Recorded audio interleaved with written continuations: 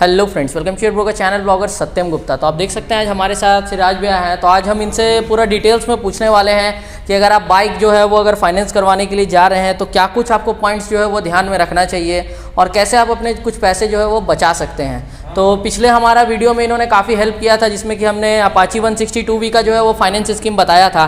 तो भैया आज हमारे साथ फिर से आ चुके हैं। ये जो आज मैं आपको पॉइंट्स बताने वाला हूँ ये आपको मतलब ज़्यादातर कोई बताना नहीं चाहता है, बट फिर भी भैया आज हमारा हेल्प करने के लिए रेडी हुए हैं तो ये हमें बता रहे हैं। और रहा बात शोरूम का कॉन्टैक्ट डिटेल्स का तो वो मैं आपको नीचे दे दूँगा डिस्क्रिप्शन में। हम CLTVS में ये जो है वो शूट कर रहे हैं तो आप डायरेक्ट शोरूम पर भी आकर कॉन्टैक्ट कर सकते हैं। तो सबसे पहले आप अपना इंट्रोडक्शन दे दीजिए। मेरा नाम है मोहम्मद सिराज। तो अभी ये हमें फुल डिटेल्स बताने वाले हैं। तो सबसे पहले तो भैया आप ये बताइए कि हम जैसे बाइक अगर फाइनेंस करवाने के लिए आ रहे हैं तो किस टाइप से हमारा जो कुछ पैसा है वो बच सकता है। जैसे आप अगर IP जैसे इनकम प्रूफ दे देते हैं तो आपका 100% लोन दे देंगे।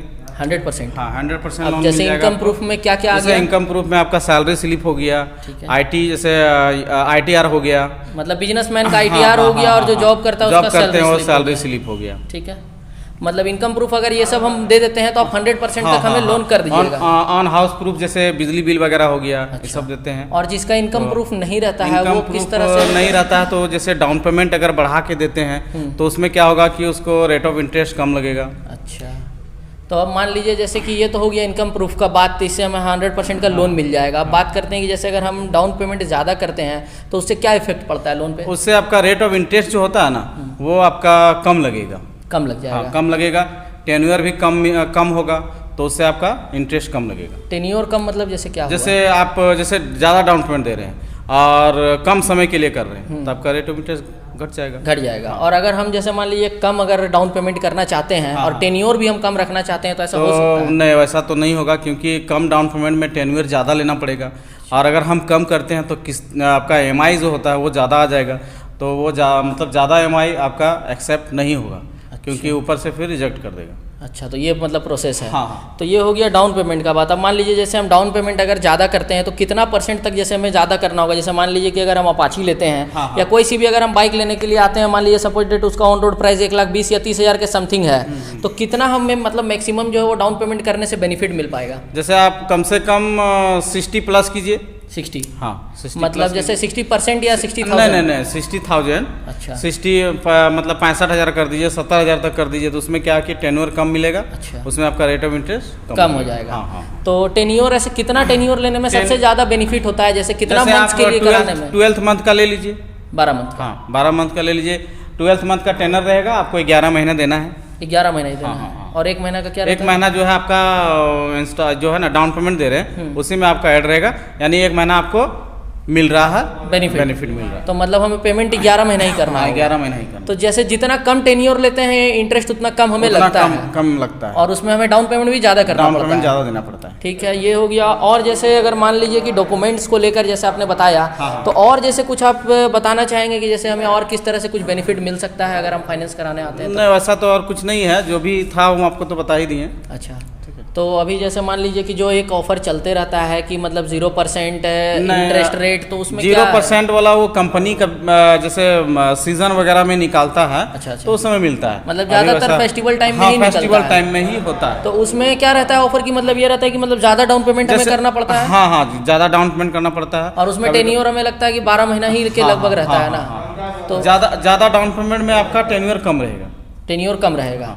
तो वो स्कीम जो रहता है वो हर समय नहीं मिलता है? हर समय नहीं, कोई सी भी कंपनी रहे। तो अगर हम मान लीजिए कि डॉक्यूमेंट्स वगैरह अगर सब प्रोवाइड करते हैं तो सिविल स्कोर्स जैसे आप लोग जो चेक करते हैं उसका भी कुछ रोल रहता है क्या? हाँ, उसका भी जैसे मान लिया आपका अगर 600 से कम है सिविल स्कोर तो फिर मतलब फाइनेंस थोड़ा सा दिक्कत होगा। रेट ऑफ इंटरेस्ट ज़्यादा लगेगा? हाँ, रेट ऑफ नहीं, जैसे अगर सिविल आपका कम है तो 600 से कम है तो फिर मुश्किल होता है फाइनेंस करने में। ही दिक्कत फाइनेंस करने में दिक्कत होता है। और अगर बात कर लेते हैं जैसे एज पर भी कुछ डिपेंड करता है क्या इंटरेस्ट रेट? नहीं, एज पर कोई डिपेंड एज पे कोई डिपेंड नहीं। जैसे काफी लोग पूछता है कि जैसे मेरा एज ये है वो है तो मतलब उस पर भी इंटरेस्ट रेट कुछ आता है क्या? नहीं, एज से कोई फर्क नहीं पड़ता। एज से कोई फर्क। और ऐसे मतलब जैसे अगर मान लीजिए लेडीज के नाम पर लेते हैं या जेंट्स के नाम पर तो उसमें भी कुछ नहीं, वैसा उसमें भी कोई थी नहीं, कोई इंटरेस्ट से कोई मतलब फर्क नहीं पड़ता? कोई फर्क नहीं। तो मतलब मोटा मोटी में बात यही रहा कि अगर हम डाउन पेमेंट ज़्यादा करते हैं तो हमें इंटरेस्ट कम देना होगा। और अगर हम डॉक्यूमेंट्स जैसे अगर सैलरी स्लिप वगैरह अगर प्रोवाइड कर देते हैं तो हम ज़्यादा से ज़्यादा ज़्यादा का अमाउंट का लोन ले सकते हैं। हाँ, उसके लिए एलिजिबल हो अप्रूवल मिल जाएंगे। सकता है हमको ज़्यादा लोन का। और अगर जैसे डॉक्यूमेंट्स हमारे पास कम है तो ज़्यादा से ज़्यादा हमें मतलब 100% लोन नहीं मिल पाएगा। नहीं मिल पाएगा। अच्छा, और मिनिमम एज क्या रहना चाहिए? मिनिमम 21 21 लोन करवाने के लिए। लोन करवाने। और उससे कम जो है उसके अगर लिए? उससे कम है तो जैसे मान लिया अगर हम लेना चाह रहे हैं गाड़ी और मेरा एज अगर कम है 21 से कम है तो हमको कोई मतलब किसी फादर या बड़े भाई का कोएप्लिकेंट देना होगा। कोएप्लिकेंट। हाँ, तो मतलब कोएप्लिकेंट रहने से हाँ, फिर हो जाता हो है। जाता है। तो उसमें भी कुछ रेट ऑफ इंटरेस्ट में फर्क पड़ता है? नहीं, कोई दिक्कत नहीं। नहीं। तो गाड़ी किसके नाम पर जैसे रहेगा, मेरे या जो कोएप्लिकेंट रहेगा उसके नाम? जैसे हम गाड़ी लेना चाह रहे हैं तो हम अपने बड़े भाई का कोएप्लिकेंट दिए तो उसके नाम से नहीं रहेगा, मेरे ही नाम से गाड़ी रहेगा। आप ही के नाम से रहेगा। और एक जो ये रहता है कि मतलब चेक भी देना पड़ जाता है, तो चेक किस केस में देना पड़ता है? जैसे देखिए हर फाइनेंस यहाँ पे बहुत सारा है तो कोई फाइनेंसर ऐसा फाइनेंस कंपनी है जिसमें चेक लगता है। अच्छा। और बहुत सा ऐसा फाइनेंस कंपनी जिसमें चेक नहीं लगता। और जैसे अगर टीवीएस क्रेडिट की अगर हम बात करते हैं तो इसमें हमें चेक देना पड़ता है? नहीं, कोई चेक इसमें चेक देने की जरूरत नहीं। अच्छा, और मैक्सिमम और मिनिमम भी कुछ होता है क्या? जैसे एक होता है कि नहीं इतना इंटरेस्ट अगर जैसे मतलब जो मंथली है उससे ज़्यादा आप लोग ईएमआई नहीं कर सकते हैं, ऐसा कुछ? हाँ, जैसे आपका क्या है ना एक क्राइटेरिया है कि इससे ज़्यादा अगर आप EMI डालते हैं तो ऑटोमेटिक आपका मतलब जो है सो नहीं लेता है। नहीं लेता तो है। मैक्सिमम कितना तक हमें मंथली EMI मिल सकता है? जैसे मैक्सिमम आपका 4000 से नीचे ही रहेगा हाँ, मंथली। हाँ, तो अगर टीवीएस क्रेडिट में। टीवीएस क्रेडिट में हाँ, बाकी और भी फाइनेंस लोग का जो है और भी जैसे अदर फाइनेंस है उसमें कुछ ज़्यादा भी रहता है। मतलब आप अपनी कंपनी का बता सकते हैं कि हाँ, मतलब 4000 से नीचे रहेगा 4000 तो 3900 मतलब 4000 से नीचे है तो अच्छा है, तब कोई दिक्कत नहीं। तब इनकम प्रूफ नहीं भी देने से मतलब आप कर दीजिएगा लोन, और उससे ज़्यादा फिर रहने से फिर दिक्कत होता है। दिक्कत होता है। तो ये था फ्रेंड्स पूरा फाइनेंस प्रोसेस हमें भैया ने बताया है, तो हम इन्हें स्पेशल थैंक्स बोलना चाहेंगे। अगर आप शोरूम आ रहे हैं तो आप इनसे डायरेक्ट कांटेक्ट कर सकते हैं।